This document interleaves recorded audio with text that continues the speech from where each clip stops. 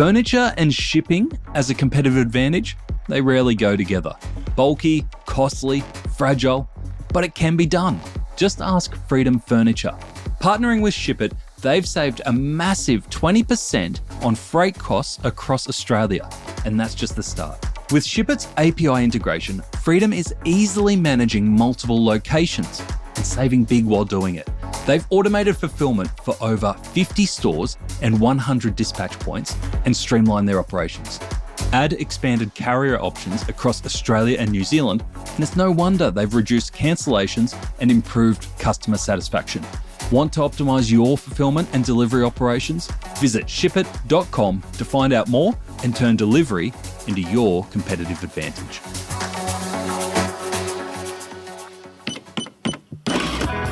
Welcome to The Checkout. We catch up with previous Add to Cart guests and ask them 5 quick questions to get to know them better and leave you with a little extra inspiration to get through your Friday. Here's your host, Bushy.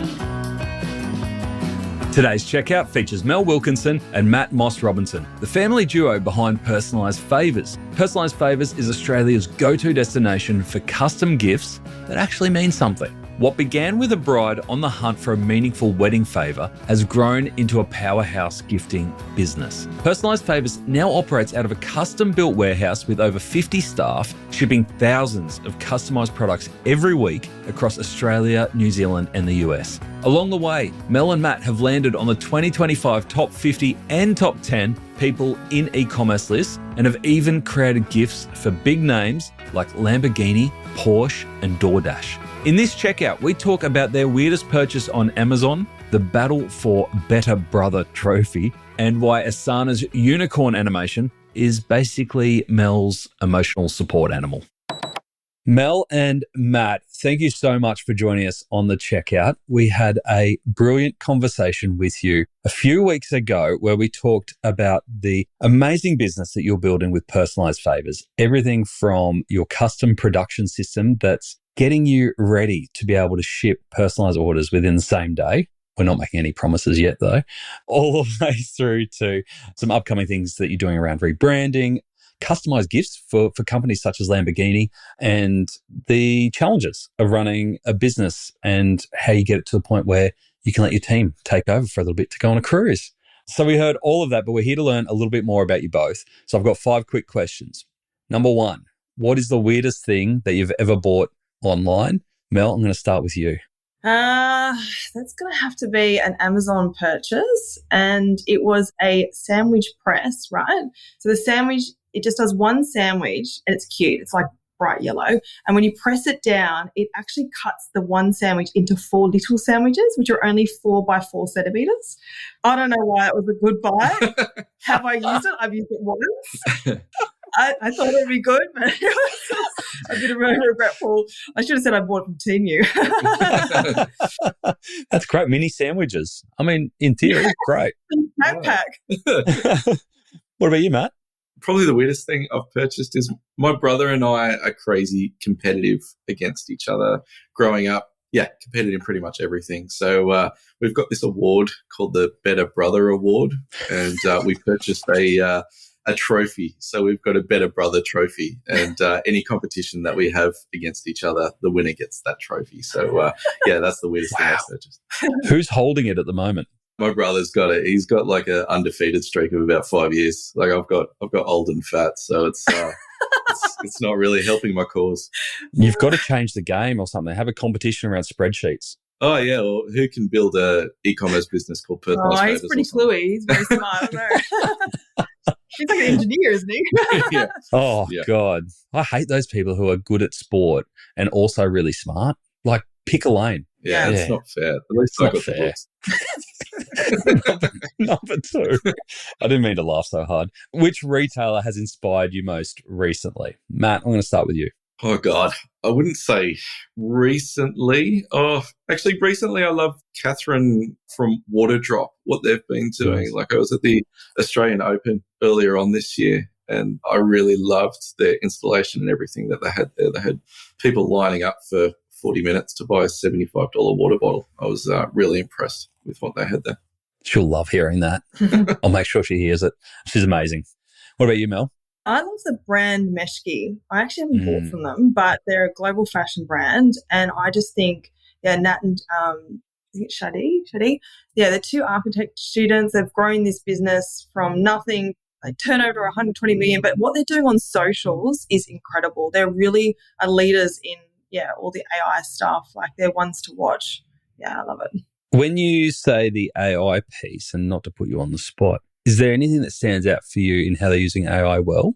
They do these videos where they'll have their products, but then it just like folds up into like food. Like they make it into food and like Play-Doh and it is. And then they were the ones that did, I don't even know it's AI, but where it's a split screen where they're pouring a matcha drink and it's sort of going down the straw and it looks, it's incredible. Yeah. That's cool. I love watching their socials. I love people who blend AI with design or creativity. You can tell there's some thought that's gone into it. Yeah. All right, number 3, Mel, for you to start with, can you name a piece of tech that your business or yourself couldn't live without? For me, it's Asana, which is like a workflow platform. I honestly live for that unicorn that flies across the screen when you check off a few things. I think only Asana people will understand what I mean, but I do. I get so excited. It just gives me that dolphin rush and I love it. Awesome. It rules my life. The unicorn rules your life. Yeah. What about you, Matt?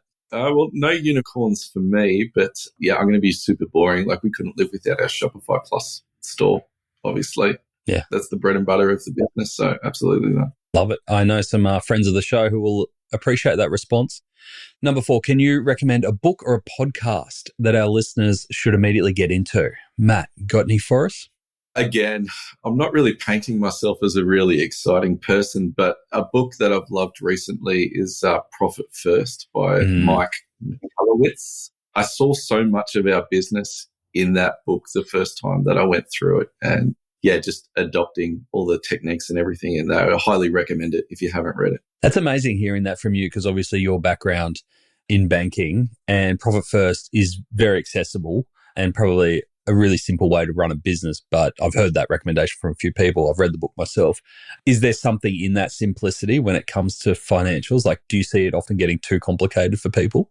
Yeah, and everything becomes as complex as you're going to make it. Like, quite often you feel that it needs to be that complex for it to work, but there's a level of beautifulness in simplicity. And I love anything that makes something that's perceived to be complex really simple. So it really resonated with me. Awesome. Mel, any books or podcasts that have caught your eye? I'm going to give a shout out to Brittany Saunders from Big Business.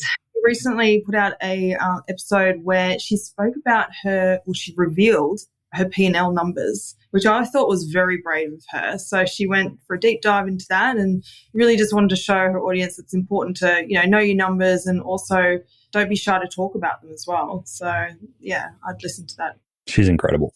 She should come onto your podcast. Have you ever been on your podcast? Well, funny story. I have Instagram DM'd. I've emailed the site. She even came to our trivia night and I had a quick conversation with her, but I didn't want to go, hey, you're at our trivia night, come on the podcast. So if she's listening and her team's listening, I would love to have Brittany on at some point. We'll make, but she's busy. She's got a lot going on. But so are you. Yeah. Well, we'll make time for you, Dave. Thank you. All right. Last one I've got for you. Number 5. What's your biggest challenge today? Mel? I can't clone myself. I feel like there's just so much to do and everything's moving so quickly, especially with AI. And I just, it gets overwhelming at times. I feel like that's where I'm at the moment, but just having to break it down to bite-sized pieces and, just one thing at a time, right? Is it hard balancing operational excellence with the big strategic plans that you have? Oh, absolutely. Just balancing project work with just running a business and then also balancing. I've got 2 young kids who are 5 and 6 and home and keeping a happy husband. It's all, it's all a balancing act. Yeah. All balance. Love it. What about you, Matt? Look, I'm going to largely echo Mel. Like it's all resource-based and there's so many options out there that where we can put our, both money and effort and actually knowing what's the right one and picking that horse and actually trying to avoid the new shiny things that are coming along while you're trying to execute something as well. Like some of the AI stuff gets so exciting and so interesting, but like you're elbows deep in trying to execute something else at the same time that you can't really take your focus away. So yeah, absolutely. Like, yeah, maintaining focus and resource planning and stuff like that is really difficult. Makes a lot of sense. Mel and Matt, thank you so much for joining us on the Checkout. Thanks so much, Nath. It was awesome.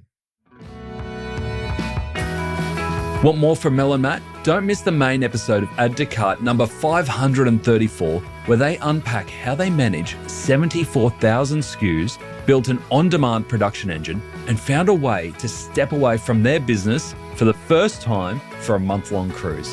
The link is in the episode description, and if you haven't already, join the Add to Cart community at addtocart.com.au. It's free, it's fun, and it's packed with smart e-commerce operators just like you.